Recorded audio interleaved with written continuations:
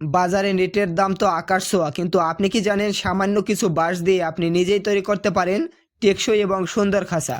আজ আমি আপনাদেরকে দেখাবো কিভাবে আমি আমার মুরগিগুলোর জন্য বাঁশ দিয়ে পার্টিশন তৈরি করেছি এবং কেন এটি নেটের থেকেও ভালো। প্রথমেই আসা যাক খরচের কথায়। লোহার নেট বা প্লাস্টিক নেট কিনতে গেলে ভালো অঙ্কের টাকা খরচ হয়, কিন্তু বাঁশ আমাদের হাতের কাছেই পাওয়া যায়। যারা গ্রামগঞ্জে থাকেন তাদের জন্য এটি প্রায় শূন্য খরচে সম্ভব। আর শহর এলাকায় কিনলে নেটের তুলনায় খরচ কম। শুধু খরচ কম বলেই নয়, বাঁশের খাঁচায় আমি ভালো কিছু উপকারিতা লক্ষ্য করতে পেরেছি। আমি এটি অনেক দিন ধরে ব্যবহার করতেছি।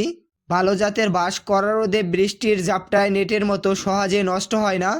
নেটের ছোট ফুটোয় মুরগির অনেক সময় পা বা ডানা আটকে যেতে পারে, আঘাত পাওয়ার ভয় থাকে, কিন্তু বাঁশের ফালিতে সেই ঝুঁকি কম।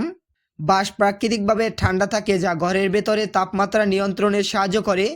প্লাস্টিক বর্জন করে প্রাকৃতিক উপাদান ব্যবহার করা আমাদের পরিবেশের জন্য অত্যন্ত গুরুত্বপূর্ণ এবং এটি আমাদের ভালো দিক।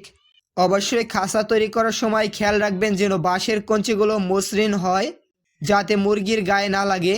খাঁচা তৈরি করার সময় সুতলি দিয়ে শক্ত করে বাঁধলে এটি বছরের পর বছর টিকে থাকবে। বুদ্ধি থাকলে অল্প পুঁজিতে খামার সাজানো সম্ভব। আপনারা যারা নতুন খামার শুরু করছেন তারা এই পদ্ধতি ট্রাই করতে পারেন। ভিডিওটি ভালো লাগলে লাইক করুন, ভিডিওটি শেয়ার দিন। আপনার মতামত অবশ্যই কমেন্টে জানিয়ে দেবেন। ধন্যবাদ সকলকে।